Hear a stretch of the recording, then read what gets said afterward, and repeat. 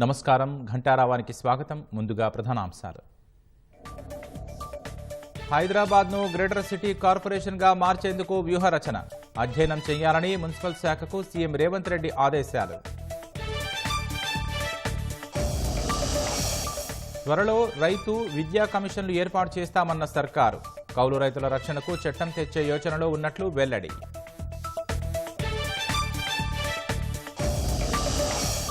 Cantonment ప్రాంతంలో elevated కారిడార్లకు కేంద్రం పచ్చజెండా. భూములిచ్చేందుకు రక్షణ శాఖ అంగీకరించడంపై రేవంత్ రెడ్డి హర్షం.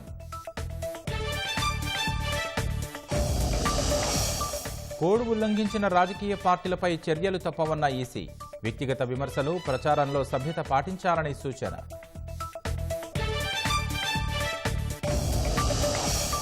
బంగ్లాదేశ్ ఘోర అగ్ని ప్రమాదంలో 46కు చేరిన మృతుల సంఖ్య. మరో 22 మంది పరిస్థితి విషమంగా ఉందని అధికారుల వెల్లడి.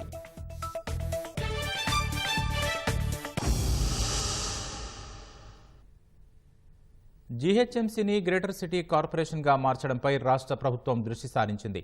రాజధాని పరిధిలోని 7 కార్పొరేషన్లు, 30 మున్సిపాలిటీల విలీనానికి కసరత్తు చేస్తోంది. సమాన జనాభా ఉండేలా డివిజన్లను పునర్విభజన చేయాలని భావిస్తోంది. ఆ విషయంపై అధ్యయనం చేయాలని మున్సిపల్ శాఖను సీఎం రేవంత్ రెడ్డి ఆదేశించారు. గ్రేటర్ హైదరాబాద్ మున్సిపల్ కార్పొరేషన్ను హైదరాబాద్ గ్రేటర్ సిటీ కార్పొరేషన్ గా ఆవిష్కరించేందుకు రాష్ట్ర ప్రభుత్వం వ్యూహ రచన చేస్తోంది. రాష్ట్ర రాజధాని శివారున ఉన్న కార్పొరేషన్లు, మున్సిపాలిటీల్ని ఒకే వ్యవస్థగా విలీనం చేసేందుకు అధ్యయనం చేయాలని ముఖ్యమంత్రి రేవంత్ రెడ్డి అధికారుల్ని ఆదేశించారు.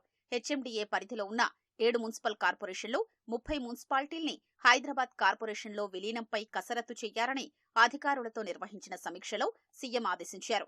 ఏకరూపంలో అభివృద్ధి చేసేందుకు విలీనం ఉపయుక్తంగా ఉంటుందని ప్రభుత్వం భావిస్తోంది. ప్రస్తుతం జీహెచ్ఎంసీలో 150 డివిజన్లు ఉంటే జనాభా 1 కోటికి పైగా ఉంది. 7 కార్పొరేషన్లు, 30 మున్సిపాలిటీల్లో సుమారు 60 లక్షల వరకు జనాభా ఉంటుందని అంచనా. విలీనం చేస్తే 1,80,00,000 నుంచి 2 కోట్లకు జనాభా చేరుకునే అవకాశం ఉంటుందని అంచనా. విలీన ప్రాంతాలన్నింటినీ గ్రేటర్ సిటీ కార్పొరేషన్గా ఒకటిగా ఏర్పాటు చేయాలా, లేక తూర్పు, పశ్చిమ, ఉత్తర, దక్షిణం వేర్వేరుగా 4 సిటీ కార్పొరేషన్లుగా విభజించాలా అన్న అంశాన్ని అధ్యయనం చేయాలని రేవంత్ అధికారుల్ని ఆదేశించారు. ప్రాంతీయ రింగు రోడ్డు వరకు హెచ్ఎండీఏ పరిధిని విస్తరించాలని ఇటీవల నిర్వహించిన సమీక్షా సమావేశంలో ముఖ్యమంత్రి రేవంత్ రెడ్డి స్పష్టం చేశారు. విలీనం ప్రక్రియలో భాగస్వామ్యమయ్యే గ్రేటర్ హైదరాబాద్ శివారు మున్సిపల్ కార్పొరేషన్లు, మున్సిపాలిటీల పాలకవర్గాల పదవీకాలం ముగిశాకే ప్రత్యేక అధికారుల్ని నియమించాలని సీఎం నిర్ణయించారు. ప్రస్తుతం కొన్ని డివిజన్లలో 1,00,000 మందికి పైగా జనాభా ఉంటే మరికొన్ని కార్పొరేషన్లలోని డివిజన్లలో 30,000 మంది మాత్రమే ఉన్నారు. నిధుల కేటాయింపులో సమతౌల్యం లోపించిందన్న అభిప్రాయం ఉంది. మౌలిక వసతుల కల్పనకు నిధులు, గ్రాంట్లను ఒకే రీతిలో కేటాయిస్తే ఆయా ప్రాంతాల అభివృద్ధి ఏకరూపంలో సాగడానికి అవకాశం ఉంటుందని అధికారుల అంచనా. నగర విస్తరణకు అనుగుణంగా శివారు ప్రాంతాల్లో రోడ్లు, డ్రైనేజీలు తదితరాల కోసం భారీగా నిధులు వెచ్చించాలని ముఖ్యమంత్రి దృష్టికి తీసుకొచ్చారు. నూతనంగా ఏర్పాటు చేసే కార్పొరేషన్ పరిధిలోని అన్ని డివిజన్లను జనాభా ప్రాతిపదికన పునర్విభజన చెయ్యాలని, ఆ విషయంపై అధ్యయనం చెయ్యాలని సీఎం అధికారుల్ని ఆదేశించారు.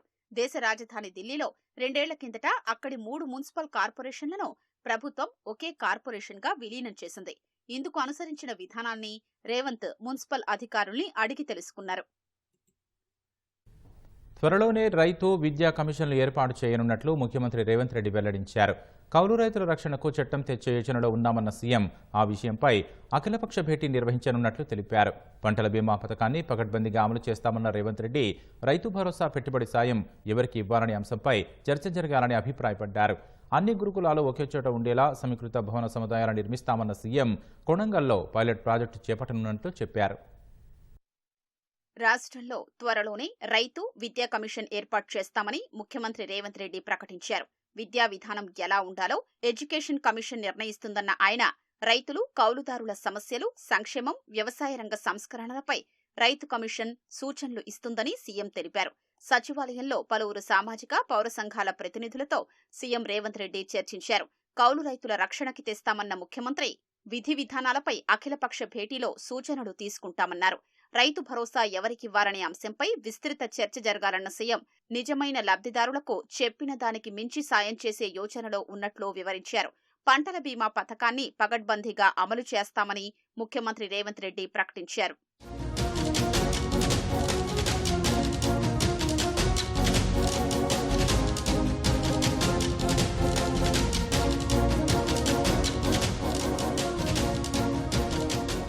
రాష్ట్రంలో బీసీ, ఎస్సీ, ఎస్టీ, మైనారిటీ గురుకులాలన్నీ ఒకే చోట ఉండేలా 25 ఎకరాల్లో సమీకృత భవన సముదాయాలు నిర్మించనున్నట్లు సీఎం వెల్లడించారు. పైలట్ ప్రాజెక్టుగా కొడంగల్లో ఇంటిగ్రేటెడ్ క్యాంపస్ నెలకొల్పుతున్నట్లు వివరించారు.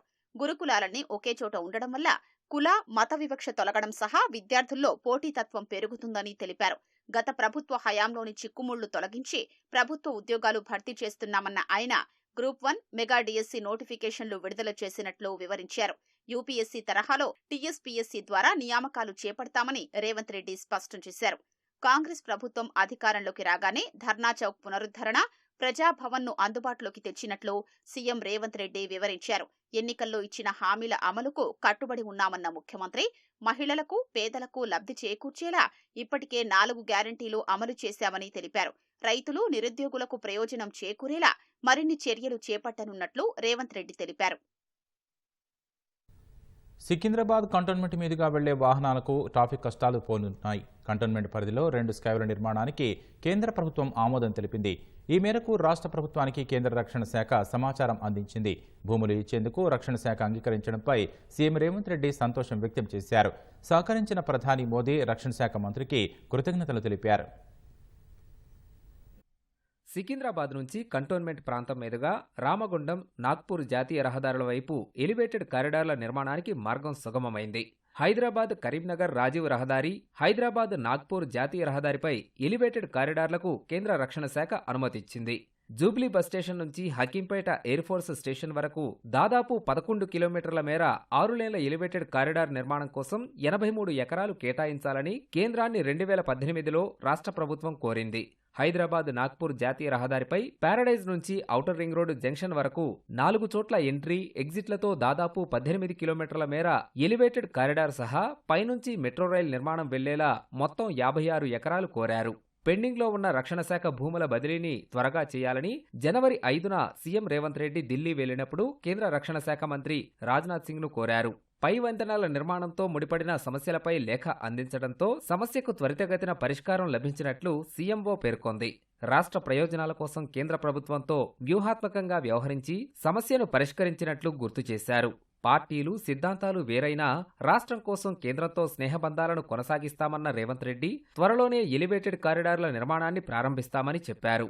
స్కైవేల నిర్మాణానికి భూముల బదిలీ సహా ఎలివేటెడ్ కారిడార్ల నిర్మాణానికి అనుమతిచ్చినందుకు ప్రధాని మోదీ, రక్షణ శాఖ మంత్రి రాజ్నాథ్ సింగ్కి రేవంత్ రెడ్డి కృతజ్ఞతలు తెలిపారు.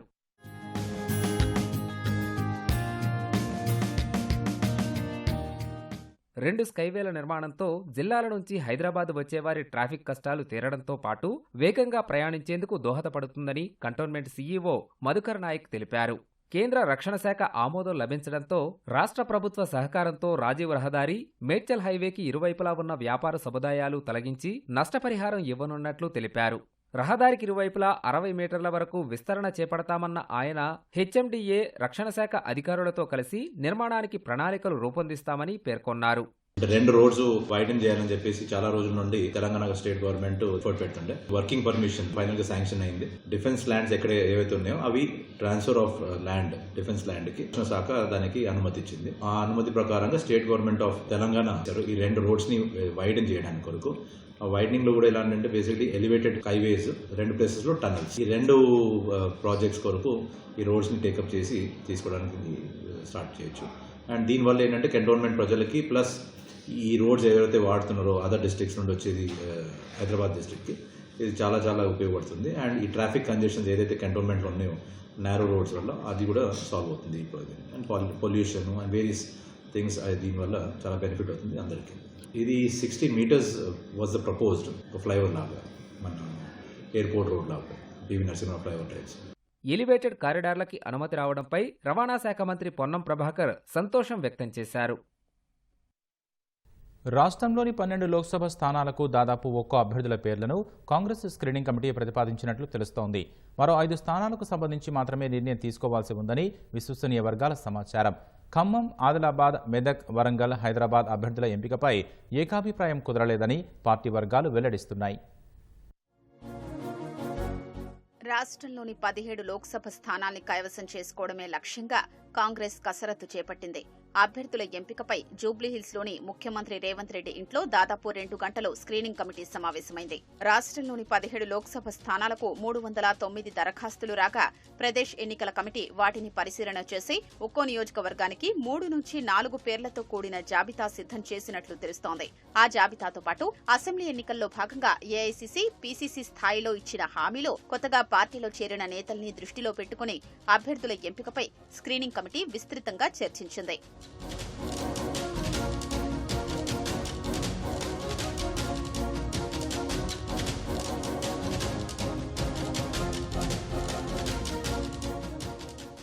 మహబూబ్ నగర్ లోక్సభ అభ్యర్థిగా ఏఐసీసీ కార్యదర్శి వంశీచంద్ రెడ్డిని కోస్గి బహిరంగ సభలో సీఎం రేవంత్ రెడ్డి అధికారికంగా ప్రకటించారు. ఇక 16 లోక్సభ స్థానాలపై చర్చలు జరిపిన స్క్రీనింగ్ కమిటీ కొందరి పేర్లను కొలిక్కి తెచ్చింది. కరీంనగర్ నుంచి ప్రవీణ్ కుమార్ రెడ్డి, నిజామాబాద్ నుంచి ఎమ్మెల్సీ జీవన్ రెడ్డి, పెద్దపల్లి నుంచి గడ్డం వంశీ పేరు ఖరారు చేసినట్లు విశ్వసనీయ సమాచారం.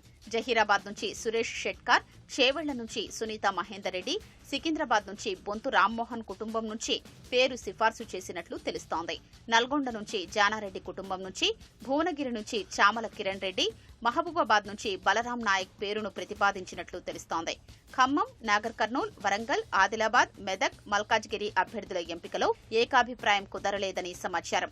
ఖమ్మం నుంచి రాహుల్ పోటీ చేసే అవకాశం ఉండడం, ఉప ముఖ్యమంత్రితో పాటు మరో 2 మంత్రుల కుటుంబాల నుంచి టికెట్ ఆశిస్తుండటంతో నిర్ణయం అధిష్టానానికి వదిలిపెట్టినట్లు తెలుస్తోంది. నాగర్ కర్నూల్ నుంచి పోటీకి మల్లు రవితో పాటు మరికొందరు టికెట్ ఆశిస్తుండటంతో ఎటూ తేల్చలేదు.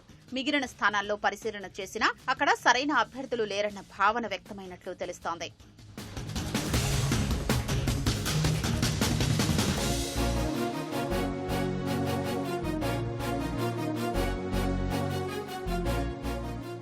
స్క్రీనింగ్ కమిటీ సిద్ధం చేసిన అభ్యర్థుల జాబితాలో పార్టీ కేంద్ర ఎన్నికల కమిటీకి పంపించింది. కేంద్ర ఎన్నికల కమిటీ ఆ జాబితాను పరిశీలించి అభ్యర్థుల ఎంపికను అధికారికంగా ప్రకటిస్తుంది.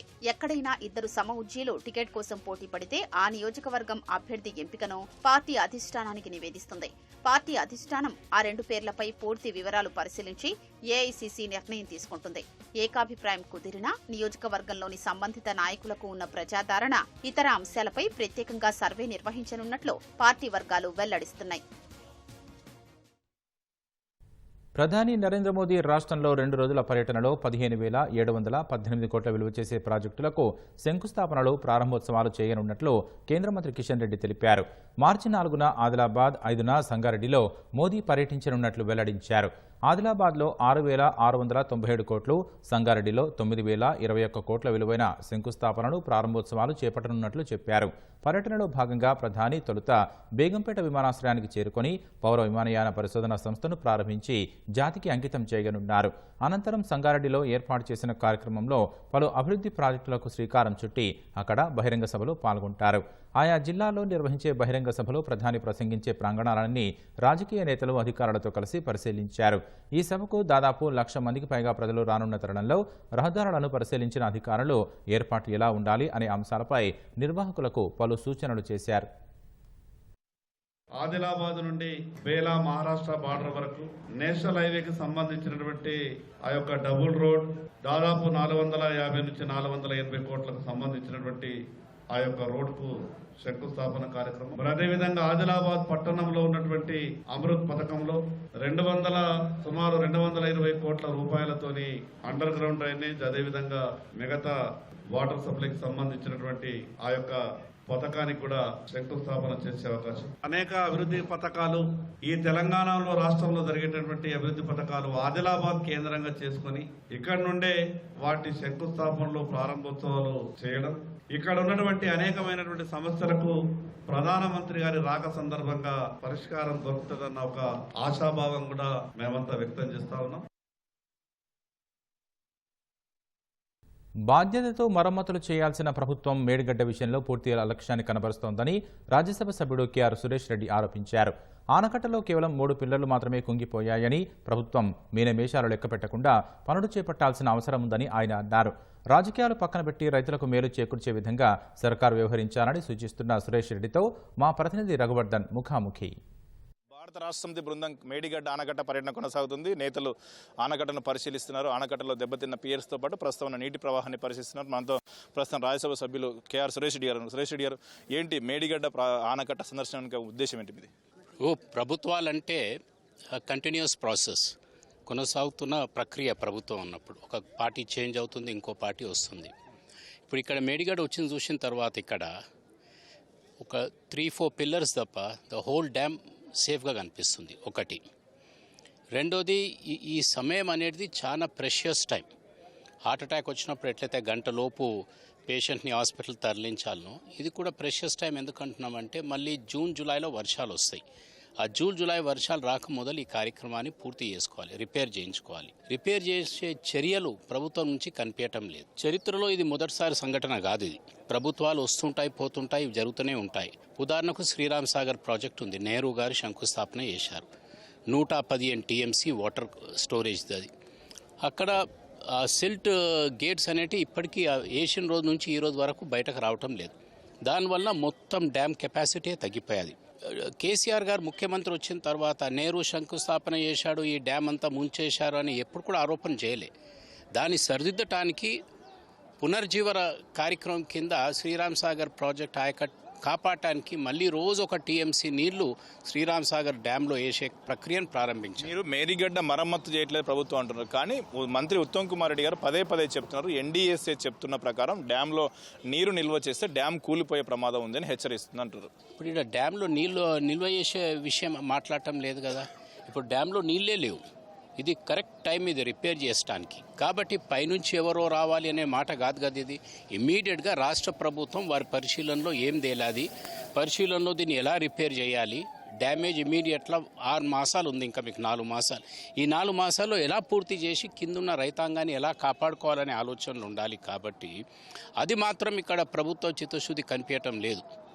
ఏదో ఎలక్షన్స్ వస్తున్నాయి, రాజకీయ వాతావరణాన్ని ఇక్కడ క్రియేట్ చేస్తున్నారు. కానీ ఈ ప్రాజెక్ట్లో ఉన్న ఈ చిన్న రిపేర్ చేయించి ఇంత పెద్ద సుమారు ఈ కాళేశ్వరం కింద 3 బ్యారేజెస్ ఇంత పెద్ద ఎత్తున కార్యక్రమాలు చేసిన తర్వాత ఇది కేవలం 6-7 సంవత్సరాల్లో పూర్తి చేశారు. గత కాంగ్రెస్ ప్రభుత్వంలో 50 సంవత్సరాల్లో ఒక్క పెద్ద ప్రాజెక్ట్ పూర్తి కాలేకపోయారు. చిన్న రిపేర్ అంటున్నారు, కానీ 3 ఆనకట్టలకు కూడా ముప్పు ఉందని నిపుణులు హెచ్చరిస్తున్నారని పదే ప్రభుత్వం చెప్తుంది. మరి దానికి పరిష్కారం ఏంటి? పరిష్కారం కూడా ప్రభుత్వమే చెప్పాలి కదా. ఇప్పుడు దీనికి ముప్పు ఏం లేదు, కొంచెం ఇక్కడ ఇబ్బందికరంగా ఉంది, దీన్ని రిపేర్ చేయించండి. అదేవిధంగా అన్నారం లేదన్న ప్రాబ్లం ఉంటే దాన్ని రిపేర్ చేయించండి. మా పార్టీ చాలా స్పష్టంగా చెప్తుంది, మీరు రైతుల్ని కాపాడండి, దీనికి బాధ్యతలు ఎవరున్నారో వారిపై మీరు కఠిన చర్యలు తీసుకోండి. కానీ మీరు రాజకీయ వాతావరణాన్ని క్రియేట్ చేయడానికి లక్షలాది రైతుల పొట్ట ఎందుకు కొడుతున్నారు మీరు? దాన్ని కాపాడే బాధ్యత ఈరోజు ప్రభుత్వంలో ఉంది. అంటే ప్రభుత్వానికి ఆలోచన లేదా, అర్హత లేదా, అంత ఆలోచించే శక్తి లేదా? మరి దీంతో ప్రజల్లో అయోమయం క్రియేట్ చేస్తున్నారు తప్ప ఈ ప్రాంతానికి, ఈ ప్రాజెక్ట్కి న్యాయం చేసే ఆలోచన మాత్రం ప్రభుత్వంలో కనిపించడం లేదు. థ్యాంక్ యూ సురేష్ రెడ్డి గారు. ఇది భారత రాష్ట్ర సమితి చెప్తున్న దాని ప్రకారం చూసుకుంటే మేడిగడ్డకు సహా ఇతర ఆనకట్టలకు సంబంధించి ఏవైనా మరమ్మతులు అవసరమైతే వాటిని వెంటనే యుద్ధ ప్రాతిపదికన పూర్తి చేయాలి తప్ప రాష్ట్ర ప్రభుత్వం రాజకీయం చేయడం తగదని అంటున్నారు. ఇదే సందర్భంలో వెంటనే మరమ్మతులు చేసి వర్షాకాలం నాటికి నీటి నిల్వ చేసి రైతులకు నీరు అందించాల్సిన బాధ్యత ప్రభుత్వంపై ఉంటుందని చెప్తున్నారు. మేడిగడ్డ నుంచి కెమెరామెన్ అశోక్తో రఘువర్ధన్ రెడ్డి, ఈటీవీ న్యూస్.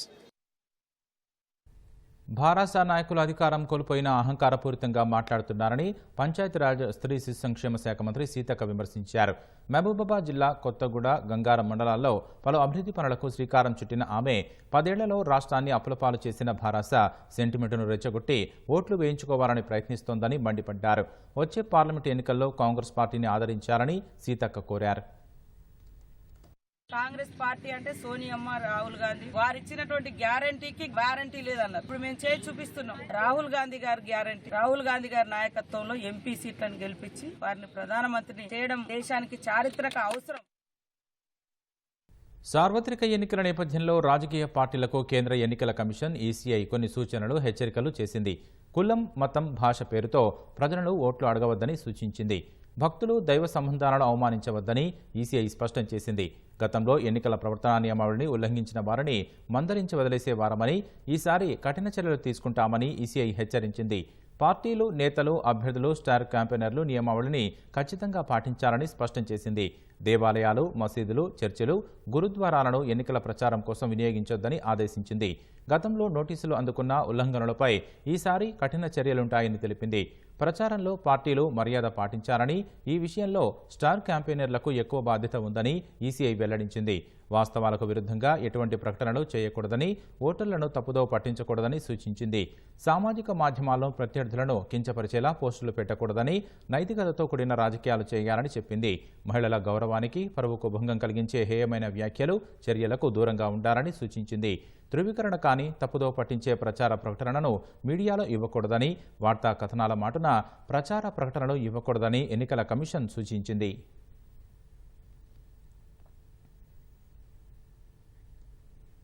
ఎన్నికల్లో పోస్టల్ బ్యాలెట్ సౌకర్యం వినియోగించుకోవడానికి ఇదివరకున్న 80 ఏళ్ల అర్హతను కేంద్ర ప్రభుత్వం 85 ఏళ్లకు పెంచింది. ఈ మేరకు ఎన్నికల నిబంధనలు 1981లోని రూల్ 27A క్లాజ్ ఈని సవరిస్తూ కేంద్ర న్యాయశాఖ నోటిఫికేషన్ జారీ చేసింది. ఇదివరకు 80 ఏళ్లు నిండిన వయోవృద్ధులు పోస్టల్ బ్యాలెట్ ద్వారా ఇంటి వద్ద ఓటు వేయడానికి వీలుండేది. ఇకపై 85 ఏళ్లు పైబడిన వారికే ఈ సౌకర్యం వర్తించనుంది.